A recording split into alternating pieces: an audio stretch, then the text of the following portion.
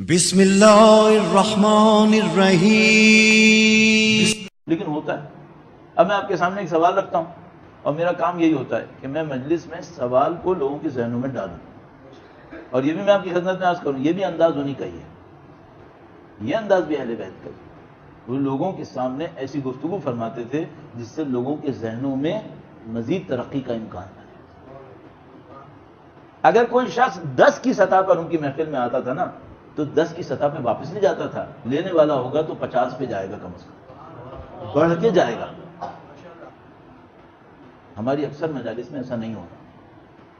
مزید علم نہیں ہے، زیادہ تر کیا ہے؟ زیادہ تر تکرار. مزید علم بہت کم ہے، اور یہ وجہ ایک مشکل ہے جو ہماری دوری کی وجہ بنی. میں اس پہ زیادہ نہ جاؤں، بعض چیزیں دین میں ہوتی نہیں ہیں، آ جاتی ہیں. میں ایک مثال آپ کی خدمت میں عرض کروں گا، ایک بار پھر درود بھیجے گا محمد وعلی محمد.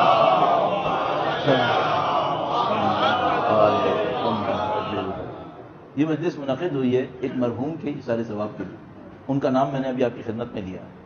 آپ میں سے کچھ لوگ یقیناً ان کے اعزاء اقربا میں سے ہوں گے، کچھ لوگ دوست احباب میں سے ہوں گے، کچھ لوگ ہمسایوں میں سے ہوں گے، اور کچھ لوگ ایک مومن کو تسلی دینے کی خاطر اس مجلس میں شریک ہوئے ہوں گے.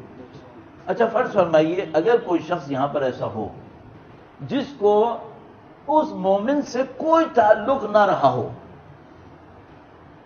اور وہ اچانک اس مجلس میں آ گیا اور اس کو یہ بھی نہیں پتا کہ مجلس ایصال ثواب کی ہے یا نہیں ہے. اس کو کچھ نہیں معلوم یہ کس کے ایصال ثواب کی مجلس ہے. ایک بندہ آ گیا یہاں پہ، اسے نہیں معلوم مجلس ایصال ثواب کی ہے، برسی کی ہے، چہلم کی ہے، اصل ایصال ثواب کی ہے یا کچھ اور ہے، کچھ نہیں معلوم. وہ یہاں پہ آ گیا ہے. اب میں آپ سے ایک سوال پوچھتا ہوں، اس بندے کے آنے پر ثواب بنے گا یا نہیں بنے گا؟ اچھا یہ جو وہ نہیں جانتا نام مرحوم کا، اس سے کیا ایسا ہوگا کہ اس کا ثواب ہی نہیں ہوگا؟ کیا ایسا ہوگا؟ نہیں ہوگا. اچھا یہ جو بندہ آیا اس کے آنے سے بھی ثواب بنا نا.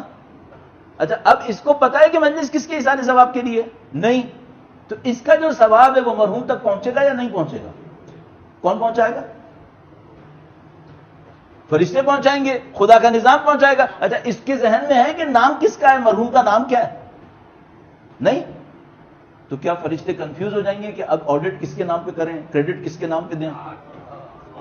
آپ بتائیے ہوگا ایسا یا نہیں ہوگا؟ اس فرشتوں کو پتا ہے کس کے نام پہ مجلس ہو رہی ہے، ایصال ثواب کر دیں گے. وہ آدمی نہیں جانتا تو کیا ہوا، ثواب بھی بنے گا، اس کا ثواب مرحوم تک پہنچے گا بھی. پہنچے گا یا نہیں پہنچے گا؟ تو مرحوم کا نام کیوں لیتے ہیں پھر؟ اعلان کیوں کرتے ہیں؟ مثلا میں نے ابھی سورہ فاتحہ پڑھی اور اس کا کہا اس کا ثواب فلاں فلاں کی روح کو پہنچے. اگر میں نہ پڑھتا فرشتے کنفیوز رہ جاتے کہ ثواب کہاں بھیجیں. یہ ہوتا تو کیوں پڑھتے ہیں؟ سوال صحیح ہے یا غلط ہے؟ سوچئے گا. اور اب اس سے بدتر کیا ہے، اس کی عادت ہم کو ایسی پڑ گئی ہے کہ ایک امام بارگاہ کے اندر نام لینے والے نے غلط نام لے لیا، اسپیلنگ غلط پڑھ لی. صحیح ہے، وہ بندہ مسجد کے ٹرسٹیوں کے پاس پہنچ گیا اور کہا کہ ایسا ہے کہ تم ذمہ دارو کل دوبارہ فاتحہ صحیح نام سے پڑھواؤ. ایک میں امام بارگاہ میں گیا، وہاں شب جمعہ اس طرح کی ایک لسٹ بنتی تھی. اس لسٹ میں کچھ نہیں تو 60 کے اوپر نام لینے تھے. تو میں نے ان سے عرض کیا، میں نے کہا دیکھو بھائی یہ نام لینے سے، لاؤڈ اسپیکر پر اناؤنس ہونے سے کوئی فرق نہیں پڑنے والا.